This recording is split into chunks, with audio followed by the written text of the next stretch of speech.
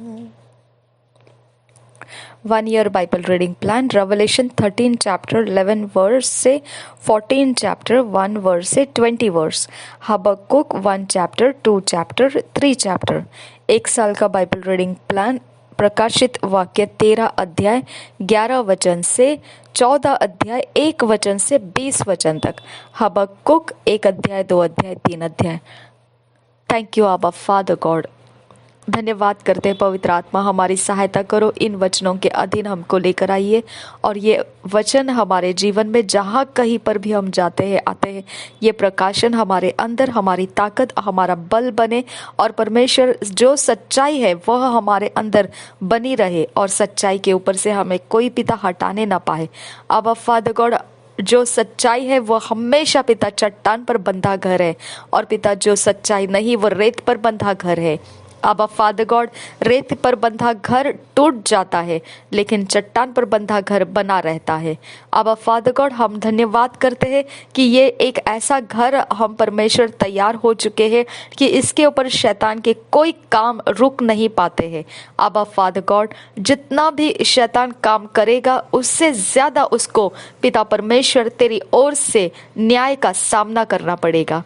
मैं धन्यवाद करती हूँ, तेरे आंखों से कोई परमेश्वर रुका हुआ नहीं है, सब कुछ तेरे सामने खुला पड़ा है। इसके लिए धन्यवाद करती हूँ खुदा कि हमारा पीछा करना, हमारे शरीर प्राण आत्मा को सताना या कोई भी तरीके से पिता परमेश्वर हमको छूना, ये न्याय के कारण परमेश्वर बहुत बड़े परेशानी में पड़ने वाले लोग हैं खुदा। अब फादर गॉड, हम धन्यवाद करते हैं कि तू हमारा परमेश्वर है। जब हम तेरी सेवा करते हैं, तेरा वचन हमारे अंदर मौजूद है, तो इस समय खुदा परमेश्वर हमको छूने वाला ऐसा ही खाली हाथ नहीं जाएगा, वो तेरा न्याय का पनिशमेंट लेकर जाएगा। थैंक यू फादर गॉड, तू हर एक उनके काम रिकॉर्ड कर रहा है, सब कुछ तू रिकॉर्ड कर रहा है। अब फादर गॉड, तू सब कुछ उनका काम पकड़ रहा है और तूने उनके लिए पनिशमेंट्स भी तैयार करके रखा है। उस पनिशमेंट में जाने तक खुदा परमेश्वर उनको कोई मालूमात नहीं रहेगी, क्योंकि मेरे पिता परमेश्वर नूह के वक्त भी पिता परमेश्वर पानी का बाढ़ आने वाला है, ये तेरी पनिशमेंट थी लोगों के लिए, लेकिन लोग उसे समझ नहीं पाए। वो उन नूह को ठट्ठों में उड़ा दिए और उसके कामों को वो हंसते थे। आबा फादर गॉड, हमारे लिए भी जो मसीह भाई बहन इस समय खुदा परमेश्वर शैतान के जगत के एजेंट्स में से खुदा जो भी सताव को सहते हैं, मेरे पिता जो पिता परमेश्वर उनकी बेइज्जती की जाती है, जो परमेश्वर पिता उनके शरीर प्राण आत्मा का पिता खिलवाड़ किया जाता है, वो सब कुछ पिता परमेश्वर तूने पनिशमेंट के लिए रचना कर दिया है खुदा। क्योंकि उस समय भी पिता नूह के समय भी तूने यही कहा था, मनुष्य ने अपनी चाल चलन बिगाड़ ली है। मेरे पिता परमेश्वर, इस समय भी पिता परमेश्वर नूह का ही समय चल रहा है। मनुष्य ने बिगाड़ी हुई चाल चलन खुदा परमेश्वर तू जानता है, और इसके लिए खुदा परमेश्वर तू कभी दुष्टाई को इतना ऊंचा होने नहीं देता है कि वो अपनी ताकत और घमंड को पिता परमेश्वर पकड़ के रख सके। अब फादर गॉड, शैतान के एजेंट्स शर्मिंदा होने के लिए तूने तैयार कर दिया है, रास्ता तैयार कर दिया है। तूने परमेश्वर क्रूस के ऊपर जो बलिदान किया वहीं पर लिख दिया परमेश्वर कि तूने शैतान के शक्तियों का खुल्लम खुल्ला तमाशा कर दिया है। मेरे पिता परमेश्वर, अंधकार के एजेंट रेत पर बंधे घर है खुदा, उनके खुल्लम खुल्ला तमाशे हो जाए खुदा, और उनके सारे काम खुदा इतने बेरहमी से बिगाड़ दिए जाए कि वो अपने काम को दोबारा खड़ा करने का पिता परमेश्वर उनके अंदर कोई भी परमेश्वर अवसर नहीं मिलेगा। चाहे जितनी चालाकियां और चतुराई करके खुदा वो हमारा कुछ भी कहीं पर भी कितना भी दबोच कर रखने की कोशिश करे, उनको छुड़वा कर लेना तुझे आता है खुदा। इसके लिए हम तुझ में निश्चिंत है खुदा। सब कुछ का नियंत्रण हमारा तेरे हाथों में देकर हम बाइबल रीडिंग का ये सामर्थ्य अभिषेक पिता तेरे पवित्र आत्मा के द्वारा हम में समेट लेना चाहते हैं। थैंक यू आबा फादर गॉड, ये समय नया है खुदा, और इस समय के आगे से हर चीज हर पल खुदा तू हमें सब कुछ एक अच्छा अद्भुत अनुभव के साथ लेकर जाएगा। इस बात के लिए हम तेरा धन्यवाद करते हैं, नासरी यीशु मसीह के नाम में मांगते हैं पिता, सुन और कबूल कर। आमीन आमीन आमीन। Revelation 13 chapter 11 verse से पढ़ेंगे. And I beheld another beast coming up out of the earth, and he had two horns like a lamb, and he spake as a dragon, and he exercised all the power of the first beast before him, and causeth the earth and them which dwell therein to worship the first beast, whose deadly wound was healed. And he doeth great wonders, so that he maketh fire come down from heaven on the earth in the sight of men, and deceiveth them that dwell on the earth by the means of those miracles which he had power to do in the sight of the beast, saying to them that dwell on the earth, that they should make an image to the beast which had the wound by a sword and did live. And he had power to give life unto the image of the beast, that the image of the beast should both speak and cause that as many as would not worship the image of the beast should be killed.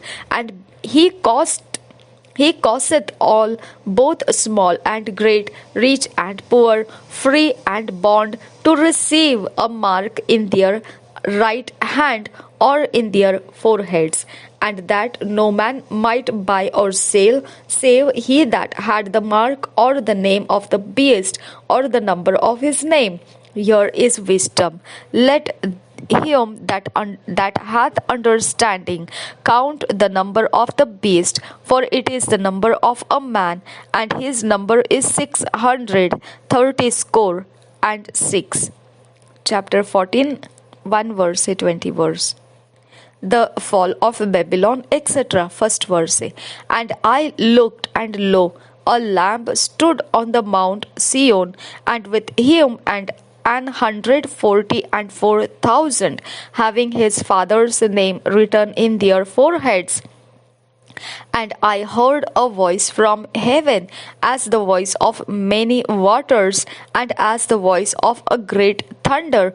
And I heard the voice of harpers harping with their harps, and they sung as it were a new song before the throne and before the four beasts and the elders, and no man could learn that song but the 144,000 which were redeemed from the earth. These are they which were not defiled with women, for they are virgins. These are they which follow the Lamb whithersoever he goeth. These were redeemed from among men, being the first fruits unto God and to the Lamb.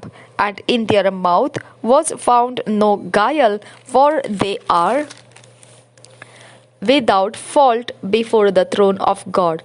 And I saw another angel fly in the midst of heaven, having the everlasting gospel to preach unto them that dwell on the earth, and to every nation and kindred and tongue and people, saying with a loud voice, Fear God and give glory to him, for the hour of his judgment is come, and worship him that made heaven and earth and the sea and the fountains of waters.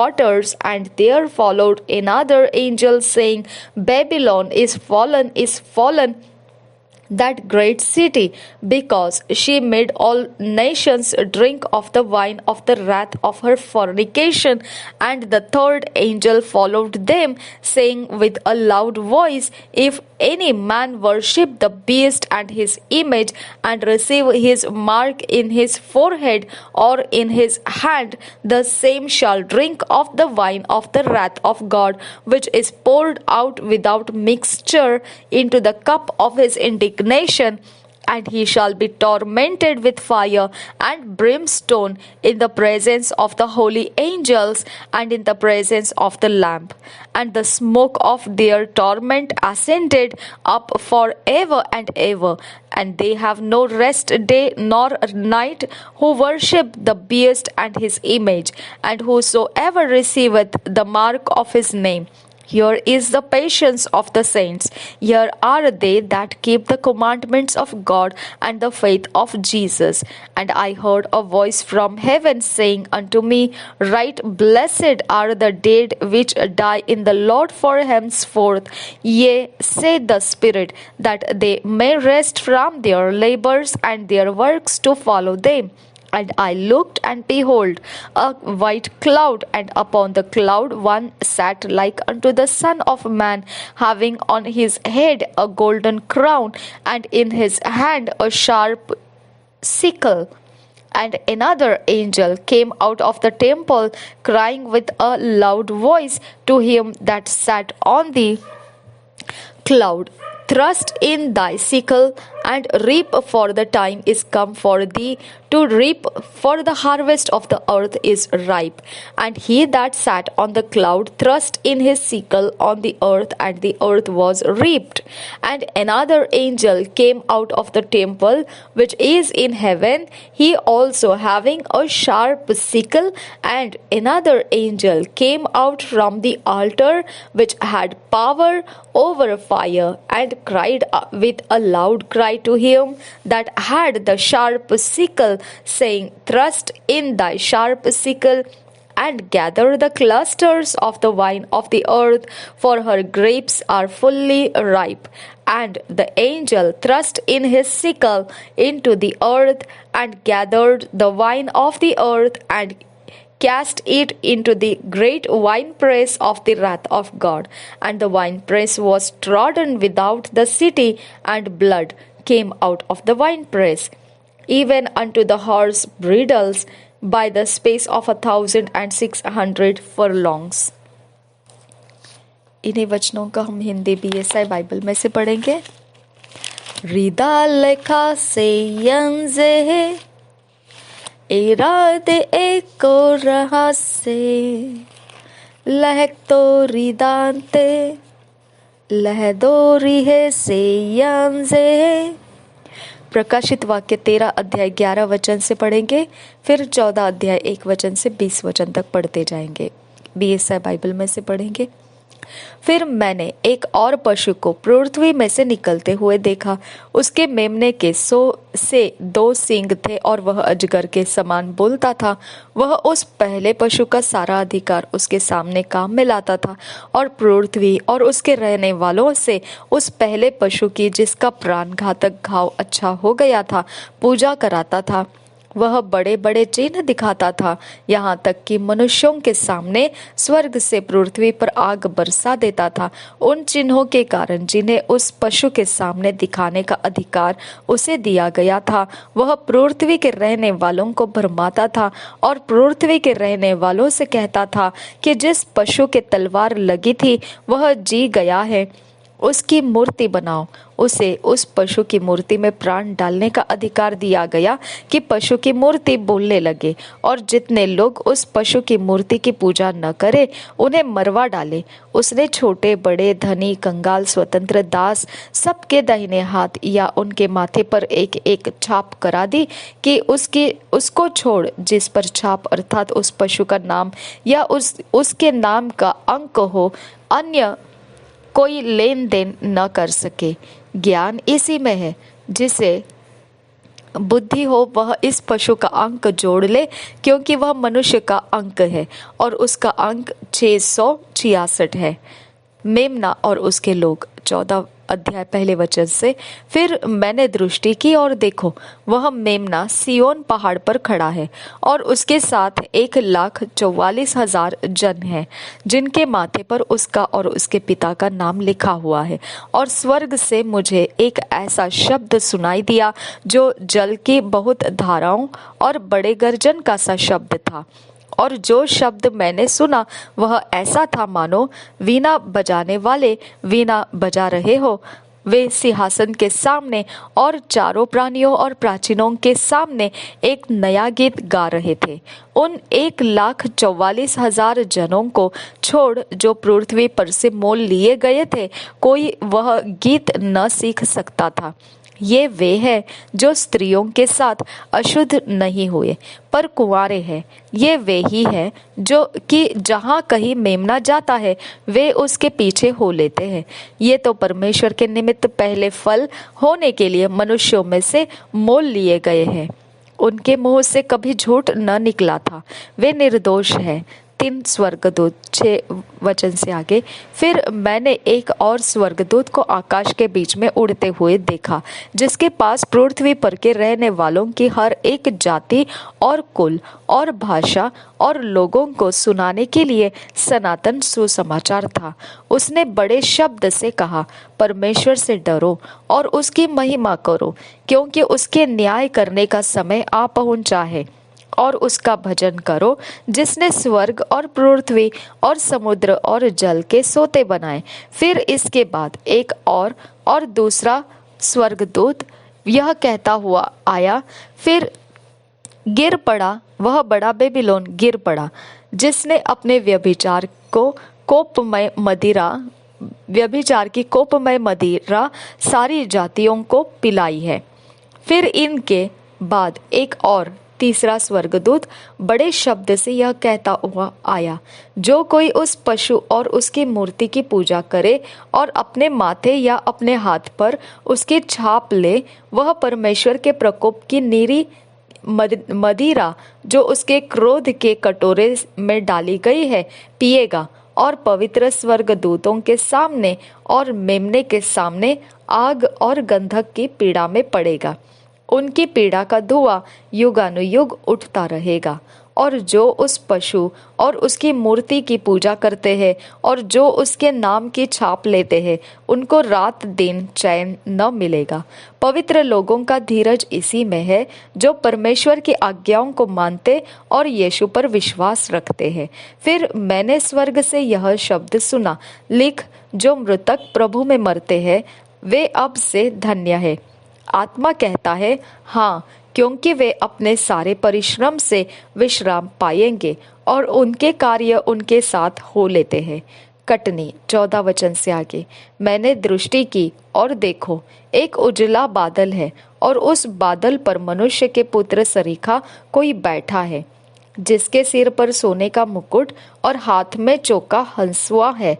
फिर एक और स्वर्गदूत ने मंदिर में से निकलकर उससे जो बादल पर बैठा था बड़े शब्द से पुकार कर कहा, अपना हंसुआ लगाकर लवनी कर, क्योंकि लवने का समय आ पहुंचा है, इसलिए कि पृथ्वी की खेती पक चुकी है।